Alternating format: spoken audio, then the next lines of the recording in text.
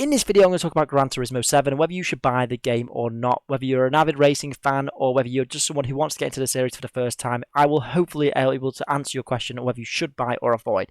There's a lot of opinions going around at the moment. I really want to give a thorough opinion and be the place to come to for Gran Turismo content. So if you do like this video, comment down below what you think about getting the game at a £60 price point. Let's do it.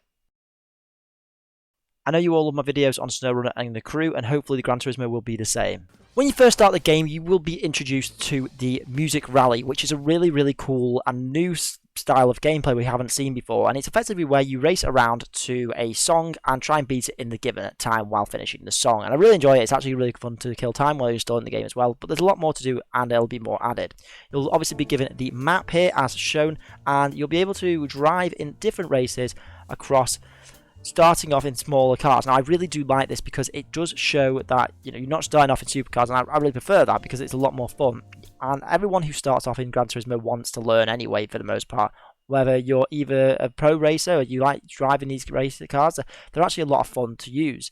Now, the map being back is really great. They used to have it in old Gran Turismos, and for me, that is a big plus point. So definitely really a lot better than GT Sport already.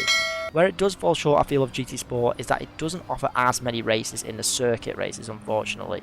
However, we have the licenses back, and I really enjoyed the licenses. It was a really great thing to learn for a lot of new players, but also to master as well. It's still a really good way to really learn proper driving in Gran Turismo. There's also a new addition of people who talk to you now in the game, and that can be from mechanics to advisors to track experts, that sort of thing, and GT Sport racers. And I really enjoy it, actually. It's quite different from what we've had before. And there's now a little cafe, and I actually really like this. It's such a cool place. It reminds me of Ace Cafe a little bit from in real life in London, and it's just a place, a meeting point for cars, and I really like that. It does add a bit of scenery to it with the maps. Going on to the cars, there's quite a lot of selection to choose from, however not as much as GT Sport, so just be wary of that. If you are still playing GT Sport, you've still got more cars in it.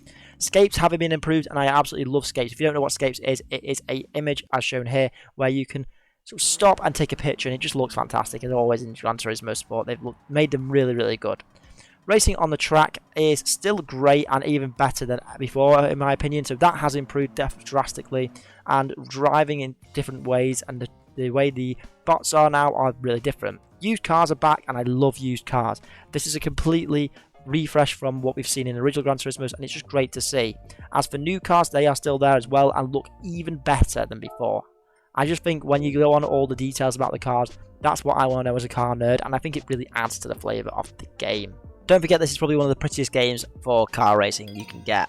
Moving on to tuning is a bit of a bigger thing now in Gran Turismo. You can actually do a lot more tuning, and I think it's really enjoyable, or at least it makes a difference, and they encourage it. And it does really make a difference to bigger races, or even the smaller races. They encourage you to do that quite a lot in the early stages of the game, in the small cars like the Mazda 2 and the Mini Cooper, which is a really great way to learn. And if you're not into tuning, you will learn quite nicely with this game because it is very generous in how it does it, which I believe is, again, useful for people who are trying to encourage a new set of people to use Gran Turismo, being sort of a leading simulation driving game on the PlayStation platform.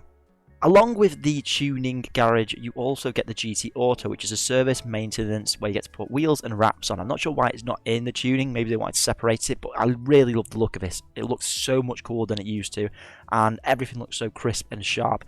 This is a really cool place to come if you're a car nerd.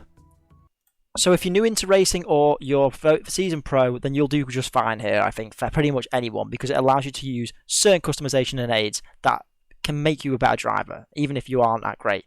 Overall, I really like Gran Turismo 7. I'm really enjoying it, and I can't wait to make more content. I feel like as a game and racing game, it looks amazing. It looks as good as it looks on this video when you're playing it. So props to Gran Turismo for that. Yes, I'd like some more cars, and yes, I'd like a bit more races. It feels a little bit like it's lacking maybe at this point. I haven't tried online yet. Now, before you get into online, just know that online is generally quite a tough get online version, so getting used to going racing with others does take a bit of prep, and a lot of them are pro because of course this is simulation racing for the most part, so you just need to get used to how you're going to race online and doing the licenses perhaps to actually aid you, which is actually a really good thing because it makes you learn before you can jump in.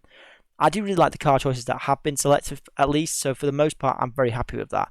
I think Gran Turismo 7 is great. I don't forget there will be a lot of add-ons to come for this game over the time, so as with Gran Turismo Sport they added loads and loads of cars. I hope you've enjoyed this little short review of Gran Turismo 7, and from a car channel, hopefully it's given you some perspective of whether you should buy it or not. Now, just quickly, whether it's worth £65, I don't think so. I think it's definitely worth £50 at new, but it will drop if you are a bit concerned about price. Hope you've enjoyed this video. I'm Cars with Ben. I will see you on the next video.